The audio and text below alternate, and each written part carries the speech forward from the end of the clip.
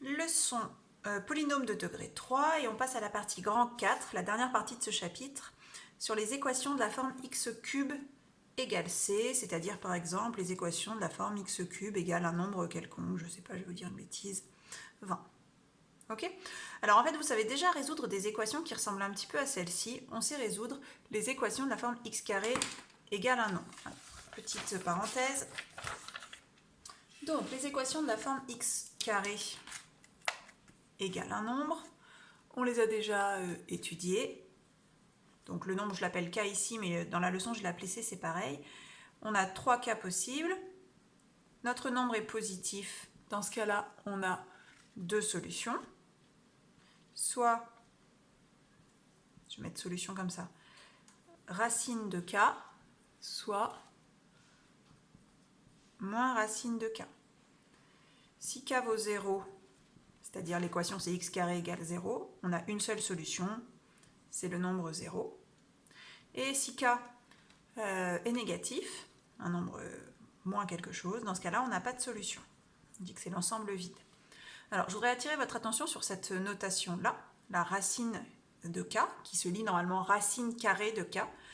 Alors, j'efface. Racine carrée de k, si je voulais l'écrire correctement, je mettrais un petit 2 sur ma racine pour indiquer que c'est la racine qui correspond à x au carré.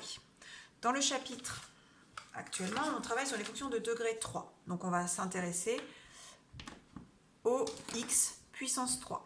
Alors les équations de la forme x cube égale c, avec c positif, possèdent une unique solution qui se note racine avec un petit 3 de c et qui se lit racine cubique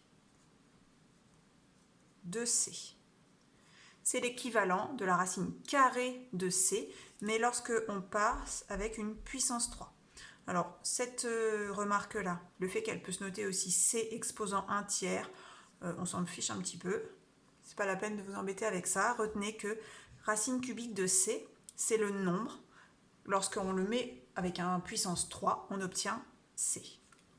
Alors, ce sera peut-être plus facile à comprendre sur les exemples.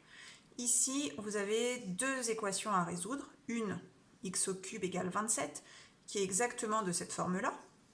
Et puis l'autre, où on va avoir un petit peu de travail à faire avant d'arriver à cette forme-là.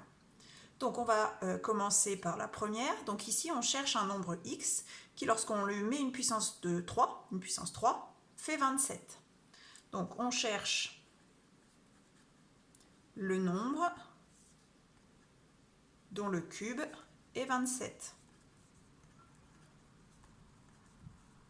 Alors, parfois les racines carrées, c'est facile à trouver de tête, parfois non. Pour les racines cubiques, c'est un petit peu plus compliqué, donc la plupart du temps, on utilisera la calculatrice. Donc, le nombre que l'on cherche, si je suis la propriété, il se note racine cubique de 27. Ça se fait donc à la calculatrice, si de tête vous ne savez pas. Donc, sur les calculatrices, il faut savoir qu'il existe une touche racine cubique, que je suis en train de chercher sur la mienne. Alors du coup, j'ai trouvé, donc pour ceux qui ont une TI de ce type-là, il faut aller dans le programme Maths et vous allez voir apparaître un truc qui ressemble. Donc je vous l'approche. Donc ici c'est le 4. On voit bien la racine cubique, donc je tape 4. Ça apparaît sur mon écran et j'ai plus qu'à taper 27. Et j'obtiens 3. Ça veut dire qu'on a résolu l'équation x au cube égale 27, qu'on trouve comme solution 3. Et en fait, c'est bien le cas, puisque 3 au cube, ça fait bien 27. 3 au cube, je vous rappelle, c'est 3 fois 3 fois 3. 3 fois 3, ça fait 9, et 9 fois 3, ça fait bien 27. Donc voilà, juste pour ceux qui ont ce type de calculatrice, donc là, vous n'avez pas besoin de chercher un programme maths quelconque. Donc on allume la calculatrice. Si vous voyez ici, vous avez la touche x cube. Eh bien la touche racine cubique, elle est juste au-dessus. Donc on fait seconde, hop, on tape 27 et on fait entrer et on obtient 3 pareil.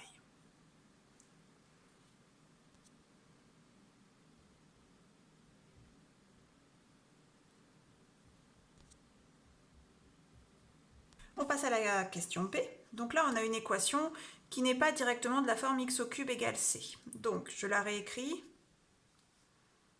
2x au cube moins 6 égale 16. Donc, pour réussir à la résoudre, il va falloir que l'on isole notre x au cube. En gros, il faut qu'on se ramène à cette forme-là, donc x au cube tout seul et un nombre connu derrière. Donc, je vais passer moins 6 dans le second membre. Quand je passe moins 6 dans le second membre, ça devient plus 6. Donc 16 plus 6, ça fait 22. Ensuite, j'ai toujours un 2 qui me gêne. Donc il va falloir que je divise de chaque côté par 2. Donc je vais obtenir x cube égale donc 22 divisé par 2, ce qui fait 11. À ce stade, je prends ma calculatrice pour calculer la racine cubique de 11. Donc là, on a exactement une équation de ce type-là, avec c qui vaut 11. Donc la solution, c'est racine cubique de 11. Alors, avec la calculatrice, j'obtiens un nombre dont la partie décimale est infinie. Donc, je fais comme d'habitude, quand on est dans cette situation, je laisse sous cette forme-là, avec éventuellement, entre parenthèses, une valeur approchée, mais la plupart du temps, c'est cette valeur-là qu'on attend.